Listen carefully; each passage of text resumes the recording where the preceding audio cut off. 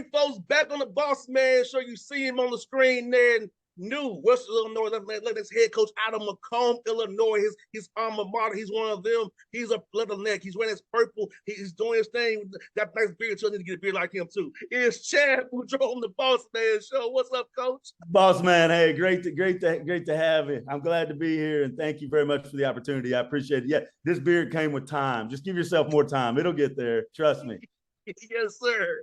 Yes, sir. Hey, man, you got this job, man. You're your full-time head coach. You are going to the OVC now. League I told you that I played in. Outside of all you to lead the summer league and going to OVC to what new rivalries now. That's kind of more in you guys' footprint per se. It is, and I'm from the area. I grew up in Southeast Iowa, like 70 miles straight west of there, and have family in all the way around there, from Quincy up to Galesburg to Southeast Iowa. So it's home for me. So it's a special opportunity. And, growing up, you think of Western Illinois, you always think of the regionals with it, Eastern Illinois, and now you got SIUE, you got all those, that footprint. The Summit League was great to us, and I appreciate our time in the Summit League. But as far as the demographics and where we sit and geography-wise, this is a way better fit, and we're excited for it. It's a great league, travel's better, it's warmer. I won't miss they don't just get snow in the Dakotas, they get snow. They don't measure it by inches, they measure it by feet up there. So the travel and just the location, it's an exciting time for us. Now, I'll tell you a quick story, Coach. I cannot drive a snow, save my life, Coach. I was in school in Nashville. I wrecked my 85 Fleetwood, going to get me some pork shoulder sandwiches for me that and Fleetwood my girl. Was real-wheel drive, too. It was sliding all over the place. We don't get snow in Atlanta like that. I'm not used to it. And they don't get it off the roads. To their credit in the Dakotas, they do a great job of getting it out of there, but you just don't want to have to deal with it. And for us, we were recruiting for the Summit. Like, we were preparing to play in the summer. And we've taken, at Western Illinois, I like to equate it to like the stock market investing. It had flatlined, it had bottomed, it had tapped along the bottom for a while. And the trajectory is right. Like, we're winning, we're going in the right direction, and we want to keep building on that. And to move the OVC, I think regionally, it pumps more energy into the program. We got it going this way. The move pumps more energy into it. The guys are excited, the community's excited. So it's a good time. It's a great day to be a Leatherneck for sure. And Coach, for you, how are all these workouts been this summer for you guys, man, trying to get guys better? You being the head coach now, so how much do you spend installing the stuff that you want to do versus trying to get them guys get better individually? I'm glad. Yeah, that's a great question, boss man, because I think it's different now. When I first got to Milwaukee, I worked for Rob Jeter, and Rob was one of my mentors. And I got a chance yesterday. My kids are at the UW Whitewater camp here in Whitewater, Wisconsin. I got to see Pat Miller, who just resigned, one of the greatest college coaches in history at UW Whitewater, and spending time with him. And both those guys come from a circle where you were building a program. You had young kids, you brought them in. It's fundamentals, it's passing, catching. It's all these little detail things you're trying to instill. So that way, by the time those kids were in their fourth and fifth year, you just had a whole group of those guys. You were a part of that culture, and in your area, there was less guys transferring around.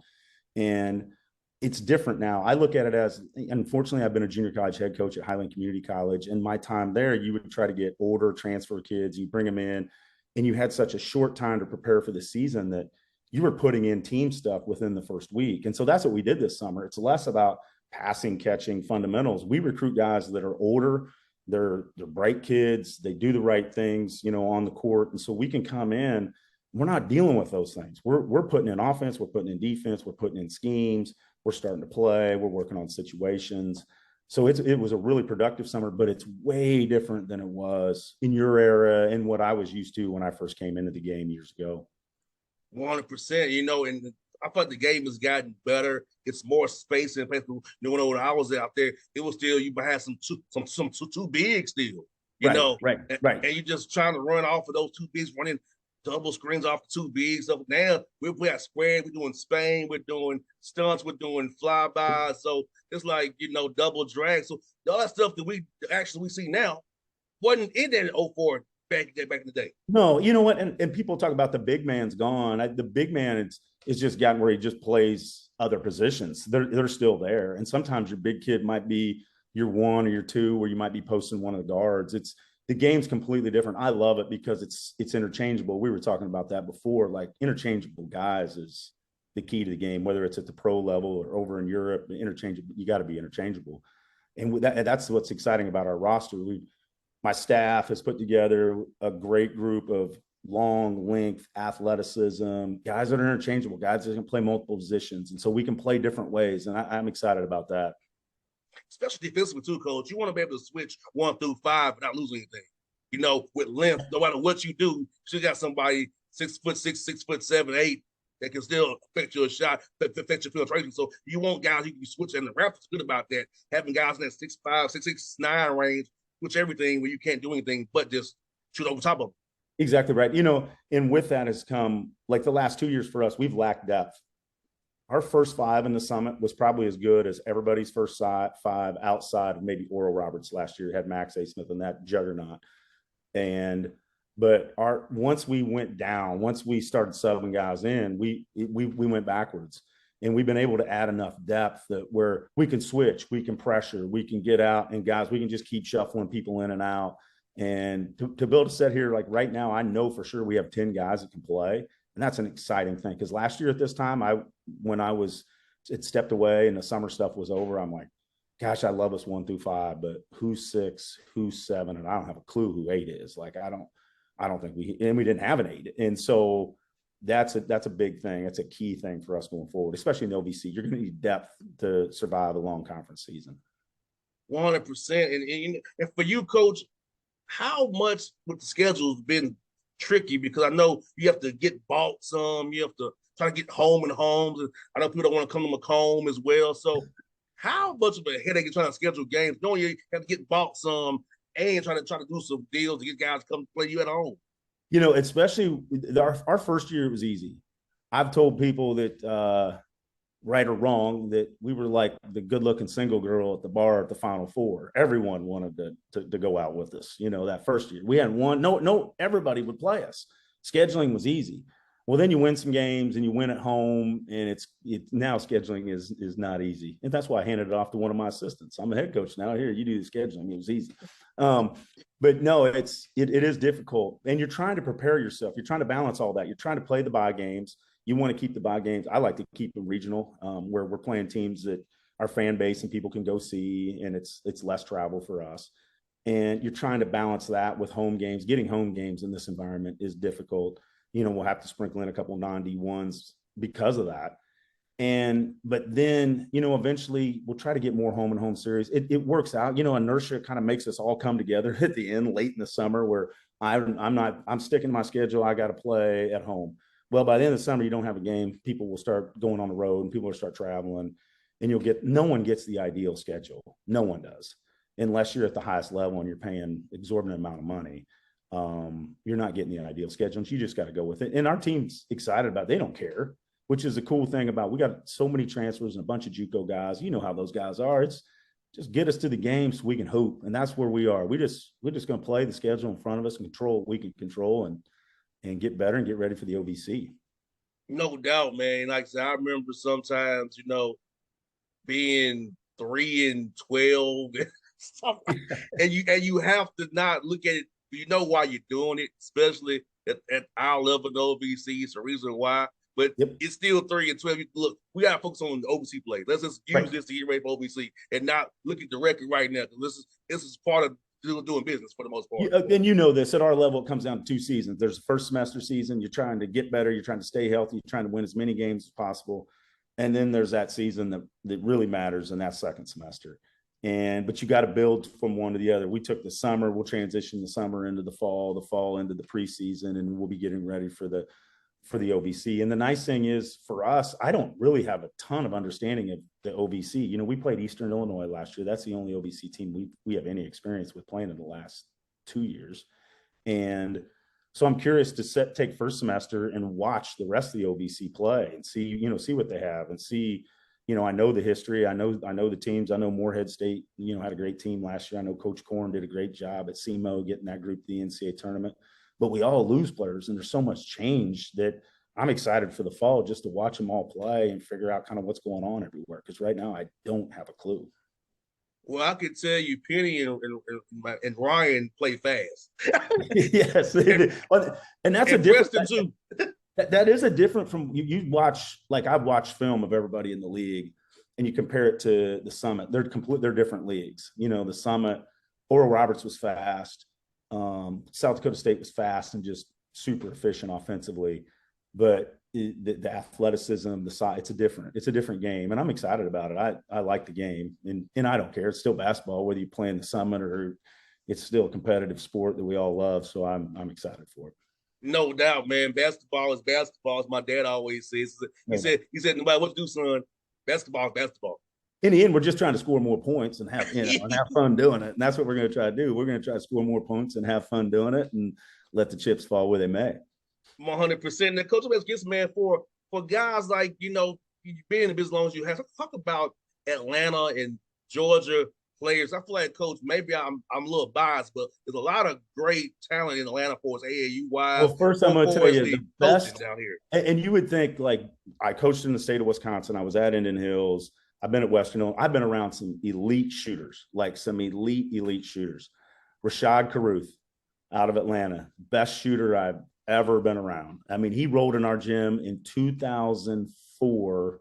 He was at Kentucky, he was at Oklahoma, and then we got him Rashad was a McDonald's All-American, one of the best players in the country.